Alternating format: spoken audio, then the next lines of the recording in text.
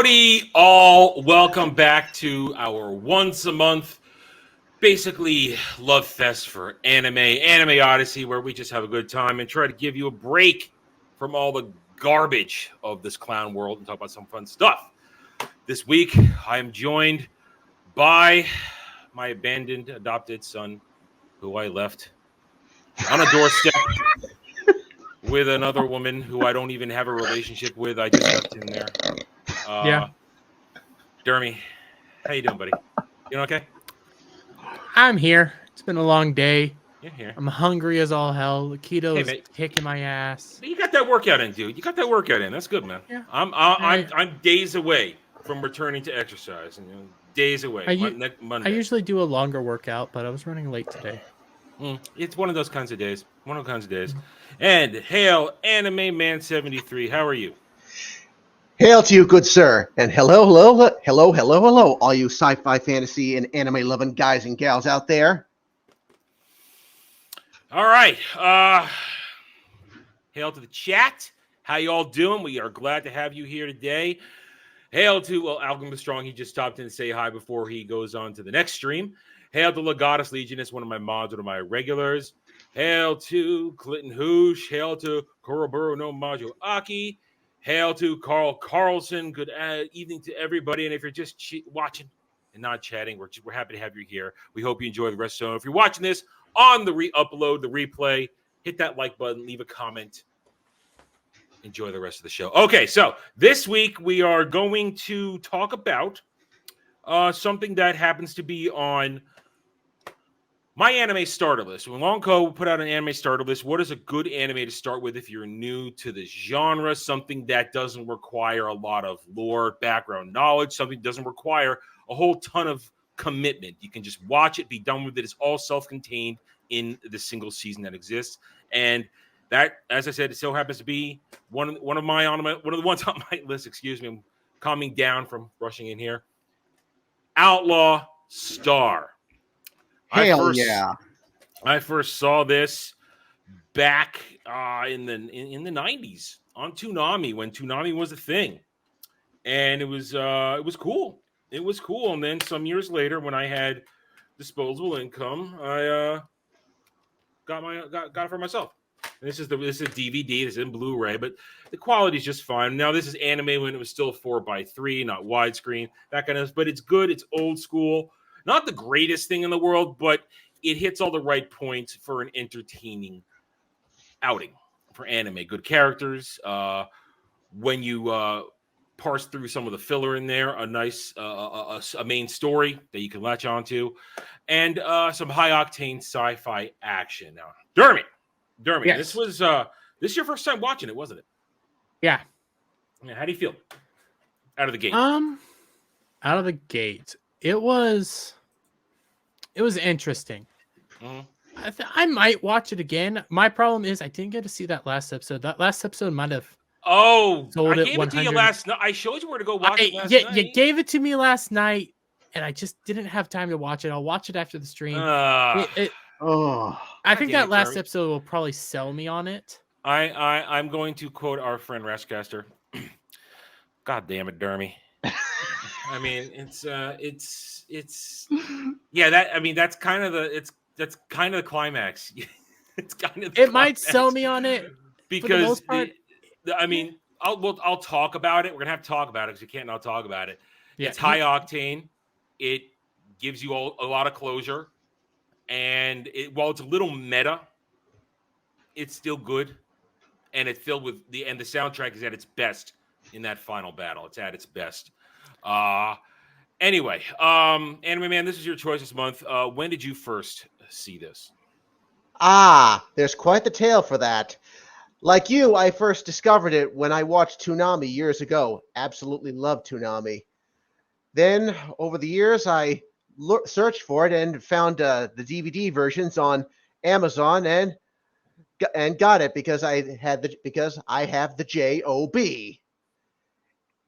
And it gave me the chance to relive the memories. Let's see here. I've watched it 1, 2, 3. This makes my 4th time. Okay.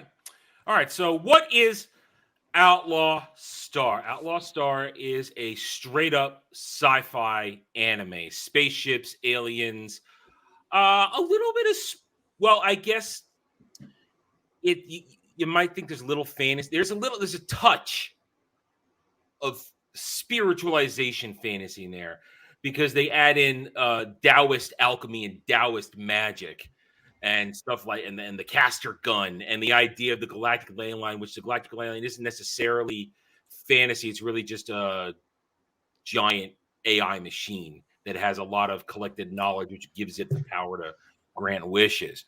But Outlaw Star basically is the story of Gene Starwind, a guy who he wants to be a freaking pirate. He wants to be an outlaw. It's his dream. But he's stuck. He's in a rut. He can't really get anywhere. And he doesn't even know how to fly a ship. Has dreams of flying a ship, but can't even do that until an outlaw named Hilda stumbles into his life along with him and his sidekick, Jim Hawking. And they are pulled into her quest, her mission, her thing she's been willing to find the galactic ley line with the key to it, an artificial girl. I mean, she's human yet not human. Melfina, who is able to interface with with the title ship of the show, the Outlaw Star. I mean, all right, so here's the thing about this show.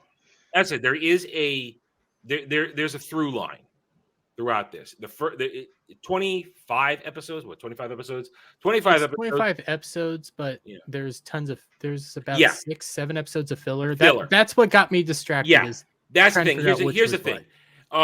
This is one of those shows, while again, it fits the category of starter anime because you get a taste of what anime is overall. Even though it's 25 episodes, contains story, there are pockets of filler. It's not straight filler. There are pockets because some of them you have to realize are introducing enemies like the McDougal brothers. Like when you get not or furthering the McDougal brothers. Like when you get the introduction of the McDougal brothers, then you don't get the rest of it until later, where there's an episode where you get the fact that Harry McDougal becomes obsessed with Melfina and basically wants to grape her. So there is one side non-important episode I do suggest everybody watch, and that's the Hot Springs episode. Oh no, that's important because aside from the fact that it's TNA galore, and that episode was originally unaired on Toonami back in the day. I didn't see that episode till I got the full complete series. Likewise, and you don't even really there's a lot of suggestions. The most you see is Aisha. Yeah, I mean the most you see is Aisha to me there. Well, yeah, Aisha Clan. We love Aisha Clan. An original cat girl in anime. But the what's the other chick's name? Ert. You're just teased with Ert. You don't actually see anything with Ert, and that's kind of the joke of the thing. But it is an important episode because Gene is going there to get caster shells. So it's not a filler episode as much because it's important because the caster shells are the only way Gene can fight the K Pirates, man. The upper echelon of the K Pirates, because he gets the strongest one there. He gets a 0, or is it a 9 or a 0? I don't know. A 9. A 9. Yeah, 9 shell. You got 9, 4, and 13. Yeah, because it's the 9 shell that allows him to go up against Hazanko during episode 24. Oh yes, Hazanko. It's the only one. So it is, while it is mostly filler, it does connect to the main story. They're there for a reason that connects everything. Because if you miss that episode and you go straight to 20, you go straight to 20 or 21, you don't. Where did Gene get those extra shells? And if you don't see the Hot Springs episode, it's not there. So while it's a raunchy episode. It's your classic anime Hot Springs episode, is what it is. Yeah. You got to watch it. It's good. It's fine. It's that amount of fan. It's that perfect amount of fan service. It's good stuff. Not Rumble of TNA. Aisha's love. Aisha's life. All right, let's talk about the characters. Let's dive right in. That's a good way to go through this because the story, as Dermy alluded to the fact that it is basically, you could watch the first 9 episodes because you have to watch the first 9 episodes. Then you can skip a couple here and there, and you don't really have to check in till about, I think, 17 or 18 when they are on track for the ley line. I can look it up real quick because I had it up earlier. I just don't have it up now.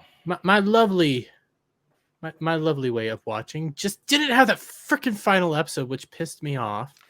I did get it to you with plenty of time. You did give me. I pointed you to an option. I was expecting to be able to watch it before the show, so that is all on me. Yeah.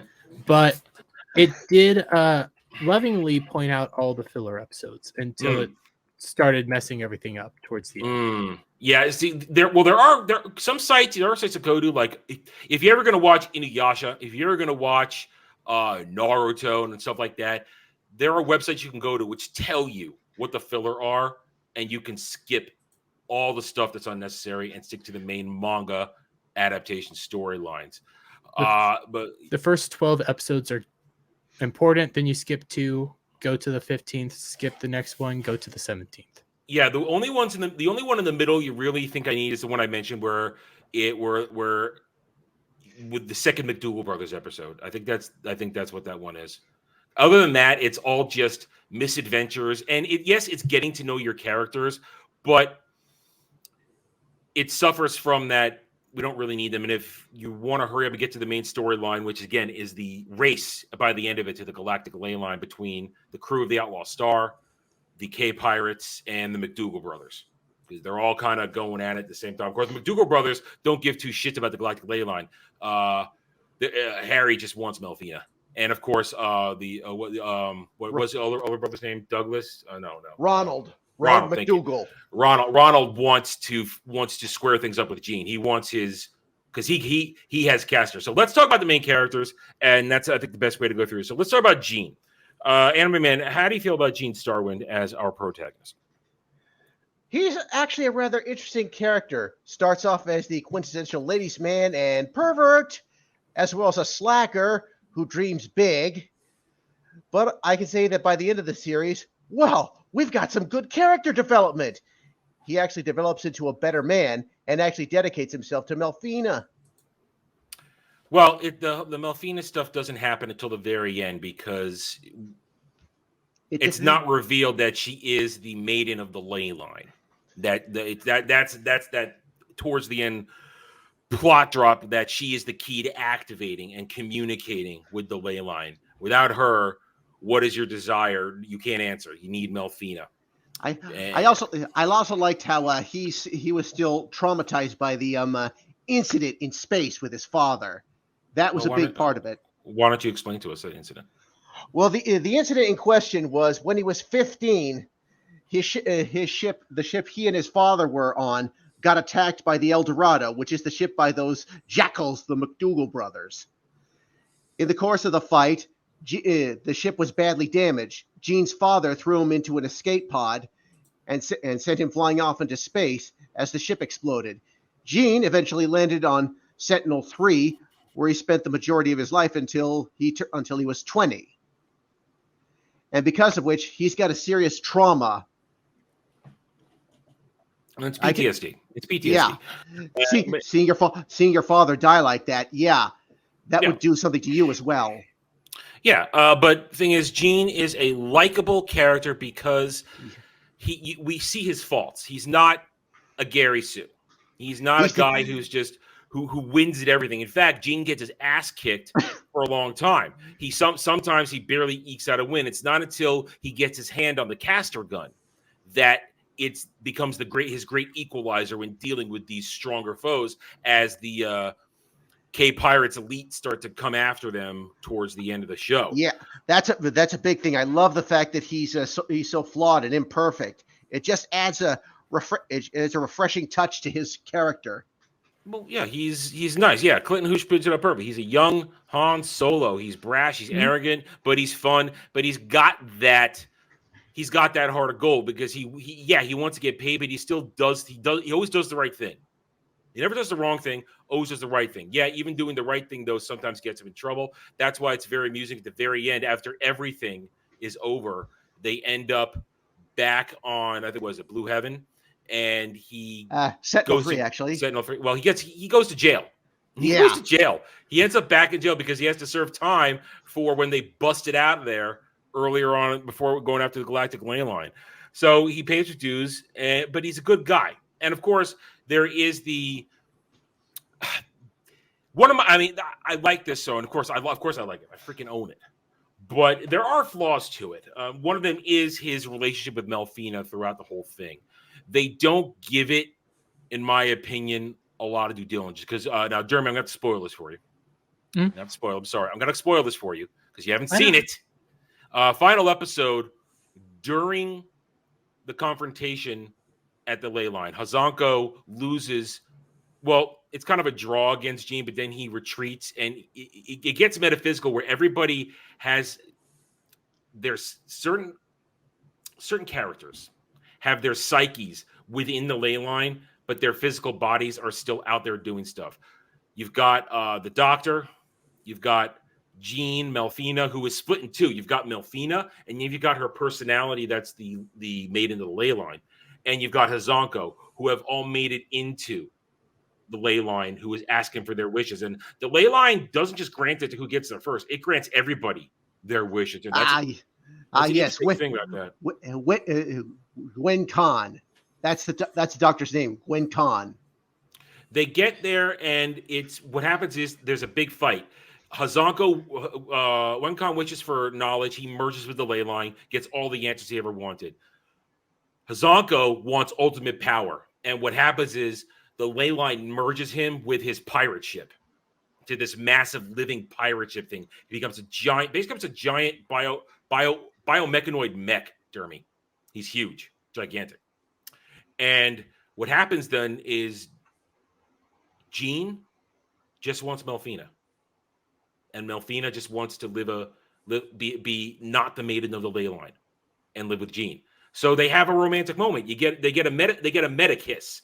Their spiritual forms kiss, and they get out of there. But the problem is Hazanko's big and huge. And what happens then is everybody by now, at this point, you saw most of the one-on-ones on the planet through our heroes, and they all are Suzuku, Aisha, they all won. Jim, they all won their fights. They all win their fights, and they made it back to the star. And there we go. So but Jean and Melfina are physically teleported back to the Outlaw Star, where they have to then fight Hazanko's giant-ass spaceship form. And even the Outlaw Star then gets a metaphysical upgrade to become just as big and get a giant spaceship grapple fight between the two. It's really cool. To a very outstanding hard guitar riff theme. It's very cool. What happens then is, though, at the same time, there's a metaphysical fist fight between Hazanko and Jean inside the ley line. So their physical bodies are out there, but their spirits are still in the ley line. It's a little weird, but it still kind of works. And eventually the crew of the Star working together on the Star, beat Hazanko, blow up the ship, win the day, and get out of there. Like we said, then Jim goes to jail. And Clinton Hoche brings up a great point. They actually change his look when he gets out of jail. He got a haircut in jail when he comes out. He looks really weird after the whole episode of being scruffy. It's all clean cut. But there it is. So my problem, though, is that they get their romantic moment at the end there, and it's really cool. But they didn't really give it enough time for romance during the show. I mean, Jeremy, being a first-time watcher, did you feel enough romantic buildup between Jean and Melfina? Thinking about it, I maybe a little bit. Mm-hmm. When I'm looking back at everything, just how it progressed and stuff, and how there were moments where Jean was just struggling because he wanted to be that for Melfina the whole time. He wanted to figure out what she is. So I think there was probably build up that happened. I don't know how. I just feel like it wasn't significant enough build up, especially when you bring in the aspect of the filler episodes. You know, mm-hmm. I mean, those were wasted moments when they could have been made to be more something if they'd taken time to work on their relationship more, instead of basically, oh, let's get more Dragonite. let's get more Dragonite. Mm-hmm. All right. So, but I do like Jean. I think he's a good character. I like Melfina because what's good about Melfina by the end is she is not just a paper heroine in distress. She is key to the whole thing. Yeah, she is the target of many things, and sometimes she gets kidnapped and taken. But what's really cool is that by the end of it, she is her own person. She has her own desires. She doesn't want to get swept away. And it's very telling by the final moment when Jean gets out of jail She's there waiting for him. Comes out. They have a little exchange, and at one point he pinches her cheek to like make her smile, but then without hesitation, she grabs his cheek too, and they're locked in a dual cheek pinch, and that shows you the growth of Melfina. She's not just there to be rescued. She's not there to be sought after. She's there to be Melfina, and she got her wish from the ley line. She's no longer tied to as a maiden in the ley line. She is just Melfina, who just wants to be with Jean, and Jean just wants to be her. And she is still integral to operating the Outlaw Star. She still requires her plus Gilliam to run the whole goddamn thing. But it's cool. So I mean, I like that. I like that. You get a solid growth of both these two characters, who are essentially our two protagonists, Jean, Melfina. Is that fair to say? Yes. Yes. All right. So after that, we got the rest of the crew. Oh no, go ahead. If I'm going to be honest, I think Melfina just wasn't built up enough for me in a personal sense. I think she just feels like a flatter character to me. It's fair. That's fair. It's one Touché. Again. That's the suffering of in my opinion, that's the fault of the filler episodes, because the filler episodes are just filler episodes. They're just side adventures, and they don't take time to really bolster certain relationships. You get some funny stuff with Suzuka, or when Aisha, before Aisha joins, and then when Aisha's there, I always wanted a little bit more. That's one of the things I always wanted more. And there was always rumors of a sequel series at one point, but they never came to pass. That was a long time ago. This show is now exactly as it's going to be. It's never going to get in there. But let's talk about the rest of the crew. Jim Hawking, your standard kid genius sidekick. How do we feel about Jim? He's a jackass. He can be obnoxious, but he's also very practical. Yes. Okay. Yeah, I'm kind of with Dermy. Jim's a stick in the mud. It's always about the business. It's always about the money. It's always about the cost. It's always about this and that. And frankly, he's a child, so not too much of a surprise. Jim requires a lot of technology to survive, and if they run out of technology, it's not he's not old enough to deal with that stuff. So, of course, I think he has his place, but I agree with Dermy in the sense that he is an asshole. But he's the straight man to Jean. And that's why his assholishness works. Because without Jim, Jean would get into way more trouble than he could handle. And that's a good part. Next, Suzuko. Ooh, Suzuko, that's the samurai, right? Yeah, Twi- the assassin. Twilight Suzuka, who kills people with a wooden sword. She's got a Bakken, yeah. This woman is absolutely deadly. And she suffers from hidden boobage. You know, her kimono hides it. There are moments when you see a little side boob action. It's like, whoa, Suzuka's back in heat. No, but Suzuka's great. She's your standard badass. But again, not a whole lot to Suzuka. There really isn't. And no, you get to that battle between her and that one dude that clones himself of her. Yeah. Yeah. And you hear that there's a whole backstory here, and you're like, wait, what? Where was that? This sounds interesting. I might have actually liked Suzuka, but she falls, I think, even flatter though than like the other girl, Melfina. Like they just felt so flat. Like there was characters here that you could have worked with, but I just didn't get it. That's one of the reasons I didn't really like the show that much. I think is just so many of the characters just felt flat, rushed. Yeah. Well, rushed. this is a different era of anime storytelling. This is early 90s, early mid 90s. Let me check exactly the date on here. 90s sounds about right. Maybe. Oh no, it is 90s. I'm just trying to see if it's on here. Can't quite see. These letters are small and the light's not. Look it up real quick. I'm not seeing it on here. I'm not seeing it. Nope, 98. Sorry, 98. 98. 98. 98. Oh. All right, a little later than I thought. But that was 90s anime, that was a thing all its own, where there was a lot of rushed adaptations sometimes.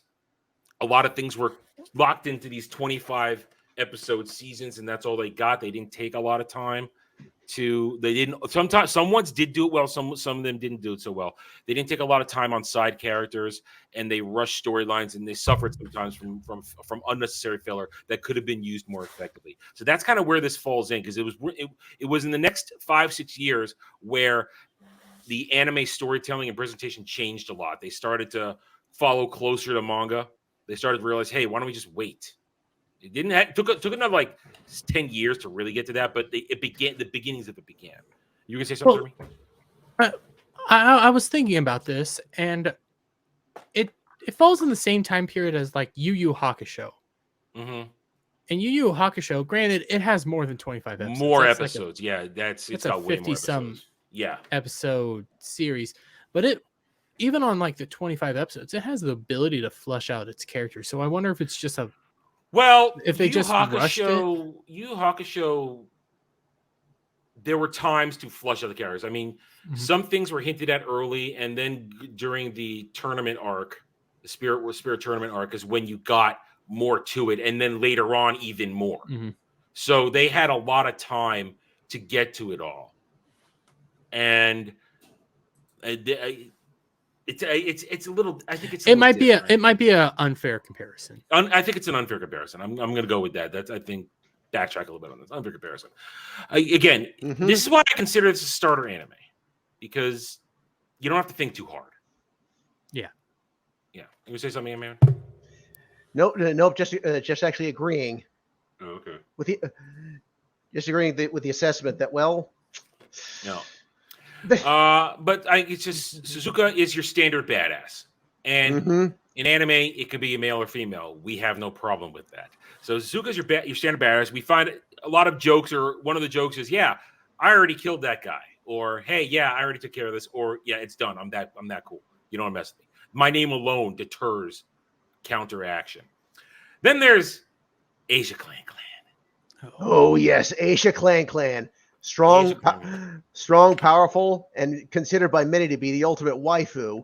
Though I would say she's very powerful yet hapless. She's not a good waifu. She's not a waifu, but she's I want to do some bad things. She's a one-night stand waifu, because maybe a multi-night stand. If you survive the first night. Yeah, she's also hapless, because her strength and power can get her into trouble. Because she's an idiot. She's an idiot. That's why. Clinton Hosh, you mentioned that right there. Hold on one second. Ow! That hurt. What the hell are you doing? I'm getting something. Clinton Hosh just mentioned something. I want to make sure that I can. I want Clinton to respect me. See, he mentioned there. Boom. Oh.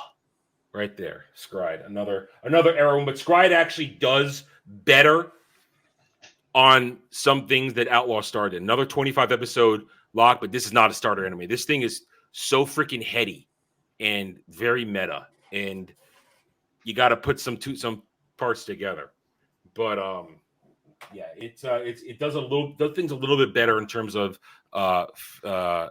things than putting things together than Outlaw Star did, and it has less to work with. Outlaw Star, I feel Outlaw Star, one of its problems is you introduce your characters, but you don't do enough interpersonal relationship outside of Jim, Jean, Melfina, Jean.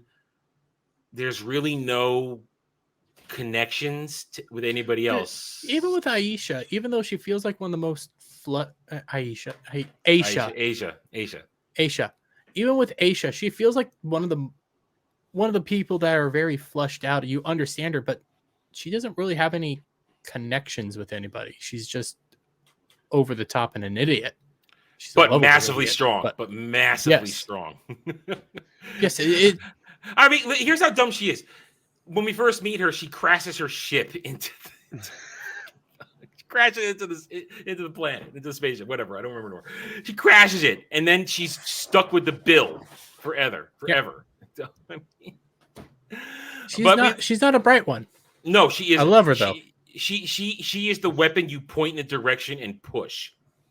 And here's the other thing too. Again, this is my small criticism. Not a lot of development. We get a lot for Aisha because she's a lot of comic relief, a lot of slapstick, a lot of this and that. But we don't see her full strength until that final battle where she goes werecat. I mean, where would have been nice if we'd known about that earlier in the series. You were told about it, but you don't. You just weren't shown it. Yeah, it's something that I like to know. I like to see something like that happen, and be like, oh shit, now it's on. And when she went full beast mode, wins instantly. Of course, then it saps her energy. She passes out.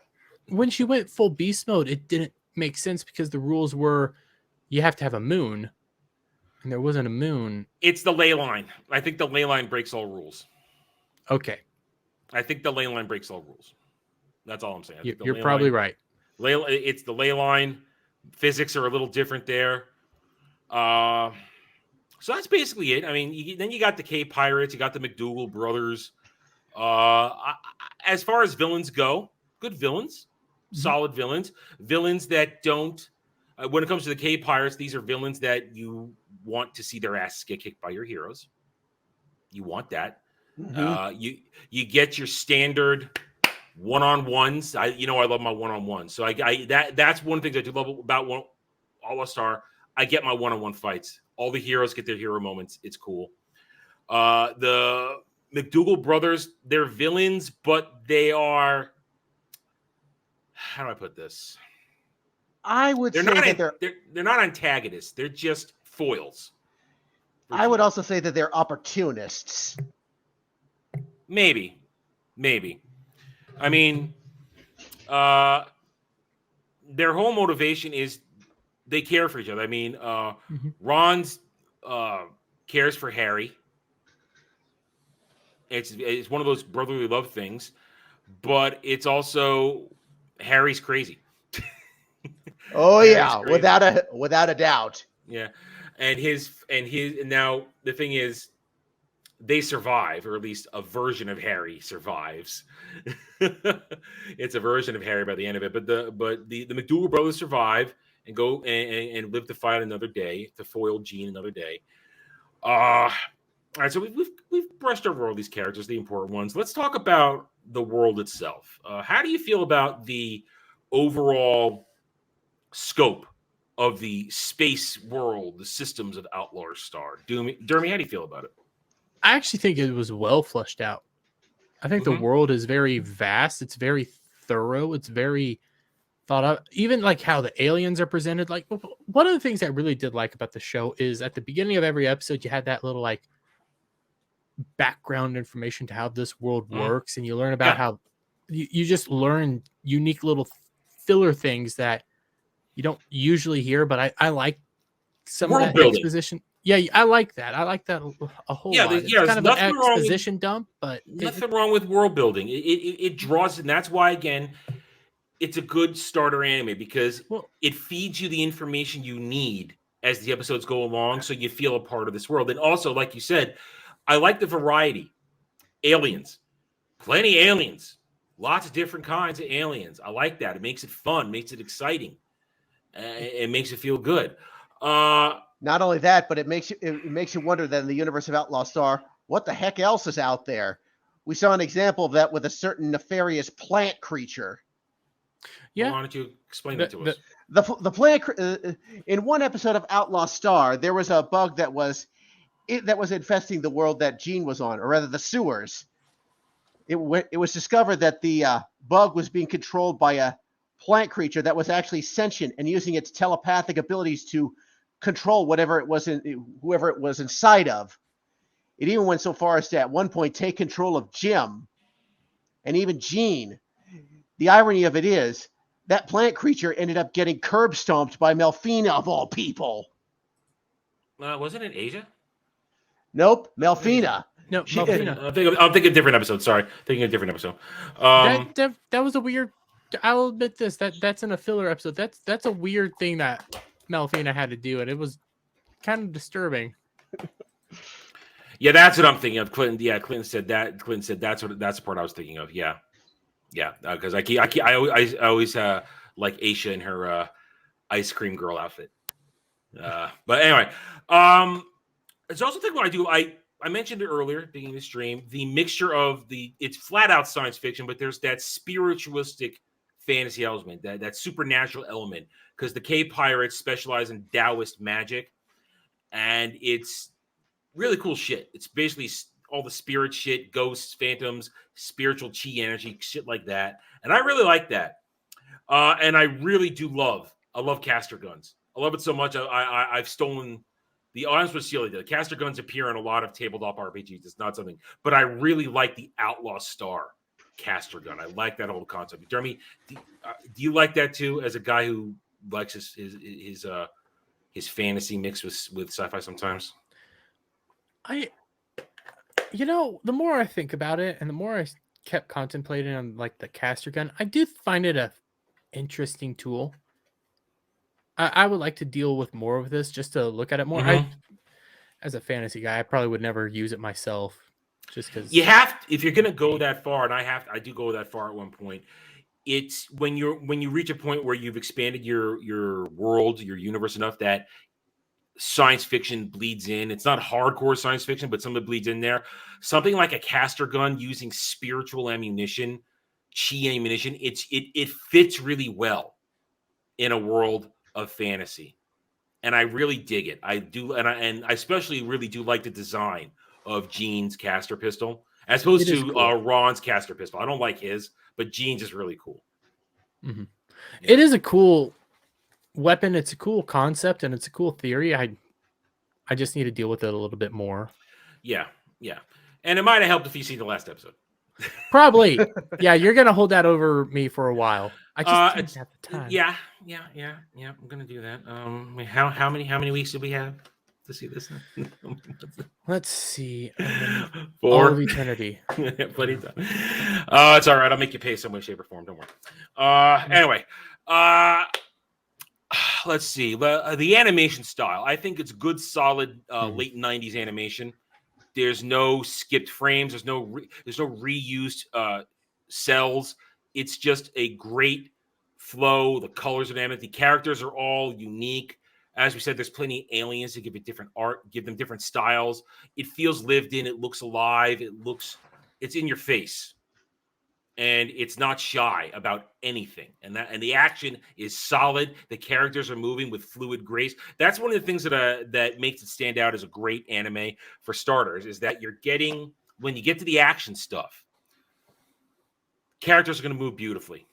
You're not just getting a still of somebody going, whoa, and then they're past the target bleeds. No, you see the action. Mm. You see specific movements. You get details to the caster shots, the different shells, the different Taoist attacks. It's cool stuff. And the designs. The different K-Pirates designs from Mazanko all the way down his elites. It's good stuff, man. It's good stuff. It's unique. I personally feel like 90s anime art style is the superior art style. I like a lot of our modern day art style. The sharp angles. You like the sharp angles? Yeah, I like the sharp angles too. Yes. I like sharp angles. One of the reasons I really like this is going off, but Code Geass is because they brought back the sharp angles. Code Geass. That's one of my. Code Geass. I love the sharp angles. It just it has that anime feel. I like that sharp angles, and I like that it leads to pretty people design. I like pretty people design. I just do. Yeah. I like my women to look beautiful, my men to look masculine in various different ways. I like the species to look cool, dragon, aliens, and all kinds of people. It's good stuff, man. Besides just that, though, when you look at just an object in this art style, it's a little different colors and stuff that we don't get nowadays. It's kind of faded, but it just looks prettier. Yes. Now we get vibrant colors. Yes, indeed. They can look nice, but the 90s style just feels right. Yeah.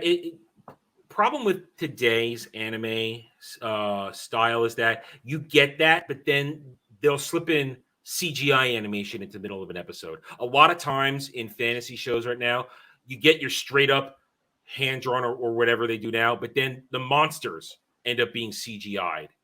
And I'm not a fan of that. I mean, I accept it, just not a fan of it. It depends on how it's done for me. Yeah. That's The transition, like sometimes it looks off when the two characters, when you have the regular version and then the monster is all off. It all depends, though. I mean, how to reincarnate as a slime does it well in some cases when it does do it, but other ones don't. And I'd have to dig into the memory at the moment. Berserk Golden Arc trilogy does it really well because it doesn't just do like 2D and then a CGI creature. Everything just becomes CGI. But it transitions really well. Yeah. Okay.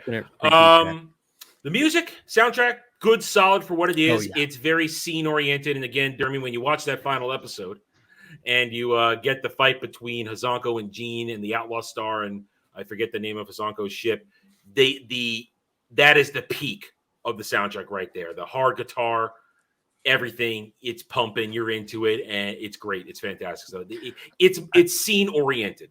I wouldn't remember unless during the scene, though. I gotta say, even if I like an intro, I'll end up skipping it. I never skip this intro. It's a good intro. And you know what I like too? I like the splash page in between the I always love that. The recock. I love it. I love the recock. All right. So we're pretty much at the end of this. I feel like we've started time, and I am on the clock here. So anybody want to share anything else about Outlaw Star before we wrap it up? It's okay. I didn't hate it.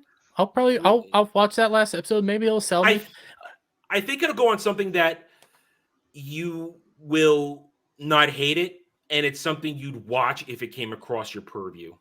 You know, I don't think it's something you're going to obsess with. I mean, honestly, with the exception of the semi rewatch I did for this one, it's been a lot of years since I put these in the Go machine. Other than Aisha, I don't think I'm going to obsess over this.